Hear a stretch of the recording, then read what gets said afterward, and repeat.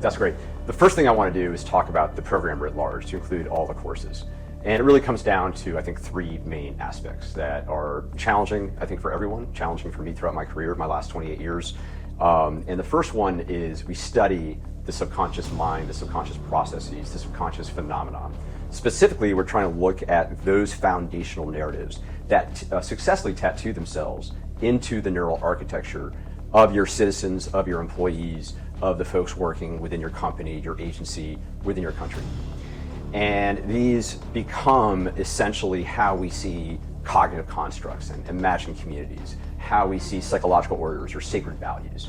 These help either influence or determine sometimes what we would consider our most reasonable or so-called logical thoughts, and very much they lead or can lead us towards behavior change or behavior unchanged, which very often is the goal. And that is, it's not just changing opinions, it's not just changing beliefs, it's changing those beliefs that will move people, again, to behavior change or behavior relatively unchanged. What's also interesting to study foundational narratives is that it also describes influence warfare and subversive warfare at its most extreme. And what I mean by that is if we take a look, for example, at great power competition, or we look at the competition between international corporations, very often it's strengthening your own foundational narratives, your own value system, while trying to weaken those of adversaries and of competitors. And so we very much see that, for example, with competition with the Kremlin or Tehran or Beijing, and that is wanting to undermine certain trust in the efficacy of future institutions within, let's say, democratic republics or legislative republics versus a strongman maybe who sells the idea of a utopia. The second thing we want to look at is what I would call unrestricted political warfare. Personally, I prefer MacGyver warfare of the unfettered mind. And what I mean by this is that we do away with notions of just looking at the personnel, the purposes, the weapons, the hardware that we already have, and try to create creative combinations of creative ways and means.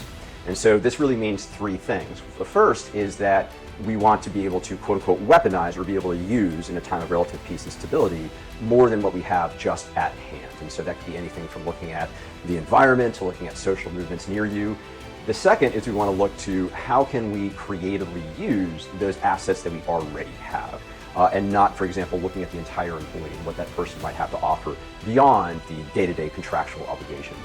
The third is to reimagine, if you will, how we reach a particular objective. So, for example, in 1999's book that came out of China called Unrestricted Warfare, they don't mean unrestricted as in literally you can do anything at all. What they wanted to do, or the spirit, was to look at what is the, how can we creatively to sort of look beyond limits, that there is no box in the first place, to get to a limited objective. Back to the third item about looking at objectives and goals, and that is, for example, in U.S. national security environment, or let's say with warfare in general, we oftentimes think of victories on the battlefield. Well, that may not necessarily be a realistic thing. So we have to look at our goals.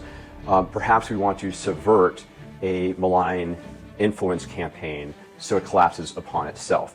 Perhaps in the most extreme of ways, if we're looking at kinetic warfare, is that you have such strong sacred values, such strong will to fight, that you don't necessarily have to win any pitched battles against, let's say, an invading force, but instead you can cost them money, drag them down, showing a willingness to kill, a willingness to suffer, a willingness to die, year after year, in some cases generation after generation.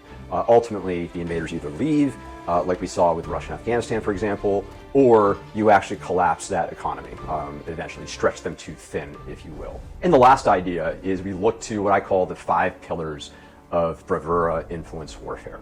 And I find this is not a stringent framework in this case. It's not a checklist. These are 5 things to consider when conducting an influence campaign, when trying to change people's behavior, whether it's 100 people or 10 million. If you want to change their behavior in a way that you're not pushing new ideas down the minds of the unwilling, but instead, if you will, you're surfing the networks and the narrative and the trends that exist. And so the 5 things I like to consider is first the subconscious mind, which we already talked about, that being an approximate target. The second is the limbic system, processes and phenomenon of the human mind. So what we're thinking about here is what you're actually hardware we're born with. So we're talking about things like loneliness, isolation, weaponized shame by governments, by corporations, for example. We're also talking about trust building. We're talking about overcoming things like fear as well. The third is we want to look at what I would call the means, oftentimes, of many influence tradecraft. And that is specifically, we want to look at networks and narratives. So why networks and narratives? The networks that you're going to be looking at or studying, whether it's abroad or within your corporation or your agency, they cannot be artificially divorced from narratives. And what do I mean by narratives? Narratives, I mean, they represent an identity of a people. They can also offer meaning to a people, and especially important times of trouble, times of chaos, times of instability.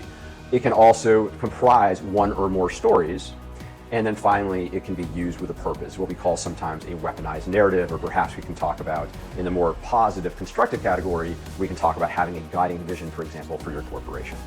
All of this to say is that the reason we look at networks and narratives artificially differently is because sometimes you'll have a good idea of who the networks are, those people that happen to be working within consonance of our goals that we want to amplify, enable, or simply get out of the way and do nothing and just allow them to thrive without putting for example, a stamp of a government that may not be trusted in a particular area. In other cases, we will not necessarily know who the network is, especially within countries or within places where if their identity was known easily, well, they wouldn't be able to get very far. They might be arrested, they might have to exile themselves, etc. So in that case, you may want to enable the networks themselves, and they will naturally amplify those narratives for societal change, towards societal capacity, towards community cohesion and long-term stability. The last is we look at ways.